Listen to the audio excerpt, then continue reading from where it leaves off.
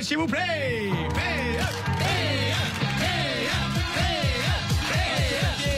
Coucou les amis, alors c'est la semaine de la mobilité et je suis très fier d'annoncer qu'une fois de plus, je suis venu en vélo. Bravo! Parce que je pense à la planète? Pas du tout, j'ai envie de mourir. Enfin, j'imagine, hein, car quand tu prends le vélo à Bruxelles, avant d'être un acte écolo, c'est surtout un acte suicidaire. Allez, jingle! PE est sur Énergie. Chaque vendredi dans le Wake Up Show. C'est simple, j'ai roulé 20 km, j'ai failli mourir une fois tous les 5 km. C'était un très bon rendement. Alors pour commencer le week-end dernier, à l'occasion des fêtes de Wallonie, Elio Di Rupo s'est laissé aller à quelques tweets pour donner sa vision du futur. Perso, quand je fais la fête, il y a toujours quelqu'un pour me faire souffler pour voir si je suis en état de reprendre la route. Eh ben, Di Rupo, faudrait le faire souffler pour voir s'il est en état d'aller sur Twitter.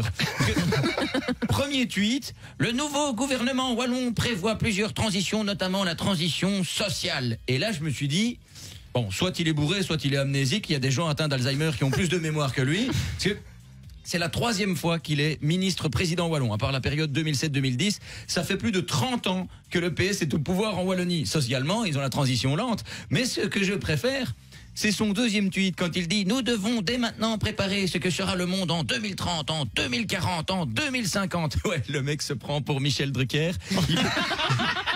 Il pense qu'il sera toujours là. Et je crois que secrètement, c'est ce qu'il veut, être toujours là. Car d'un côté, il prône l'âge de la retraite à 65 ans, mais de l'autre, il accepte le poste de ministre-président wallon à 68 ans.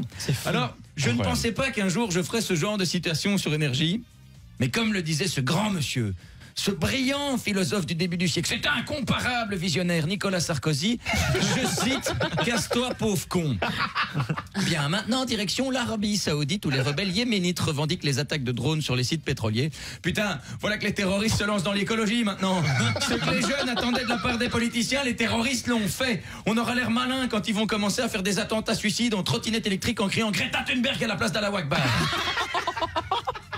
Dimanche, j'ai participé à la fête annuelle de Corroy-le-Grand à la ferme des Noyers. Il y avait un défilé de vieux tracteurs.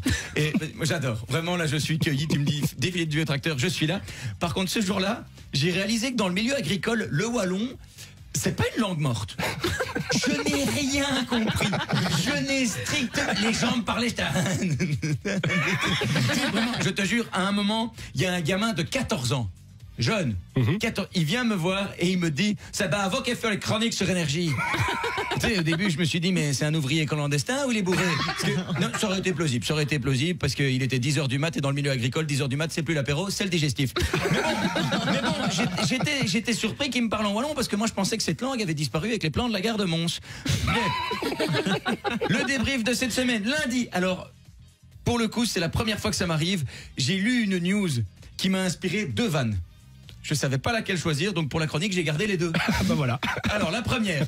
Lundi, aux États-Unis, une ado de 17 ans vole de l'argent à ses parents pour financer leur assassinat. Voilà, ça c'est typique de l'éducation moderne. Une jeune incapable de prendre une initiative et de faire les choses elle-même. Payer un tueur, c'est pathétique, quoi. Il n'y a pas de couteau de cuisine chez elle. Ça c'est le genre de personne qui finira au chômage et qui dira le plus sérieusement du monde « Mais je cherche du boulot activement, j'ai même publié un statut Facebook qui stipule « Je cherche un boulot, si quelqu'un entend quelque chose, prévenez-moi, je peux pas faire plus hein. ». Et la deuxième, lundi, aux États-Unis, une ado de 17 ans vole de l'argent à ses parents pour financer leur assassinat. Là-dessus, tout le PS avait envie de lui dire « Non, jeune fille, on ne tue pas les gens qu'on vole. On fait semblant de les aimer pour pouvoir leur prendre plus. »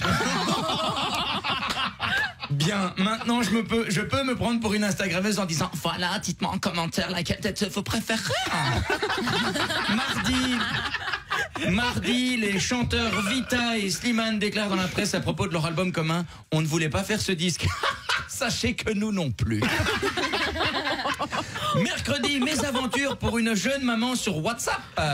Samantha, une jeune maman, partage une photo de partie de jambes en l'air sur un groupe WhatsApp. Pas de chance! Elle se trompe et l'envoie à l'équipe de football de son fils qui a 7 ans. Dans le groupe, un papa a décidé de lui répondre « Ce n'est pas le lieu approprié pour partager ce genre de photos ».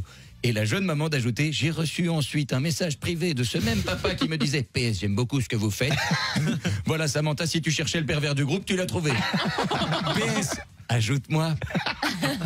Et jeudi, États-Unis, suite à une erreur dans une clinique de fertilité, un couple de blancs a donné naissance à une petite fille asiatique. Moi, jusque-là, j'ai trouvé ça super drôle. Le couple, un peu moins. Ils ont d'ailleurs décidé de porter plainte. J'avais envie de leur dire non! Non, les gars, portez pas plainte. Maintenant que vous avez la main d'œuvre à portée de main, ouvrez un footlocker. C'est scandaleux. C'est scandaleux. Mais sur ce, une belle journée à tous et à la semaine prochaine. Du bruit, s'il vous plaît, pour PE. Le Wake Up Show. Le Wake Up Show sur Énergie.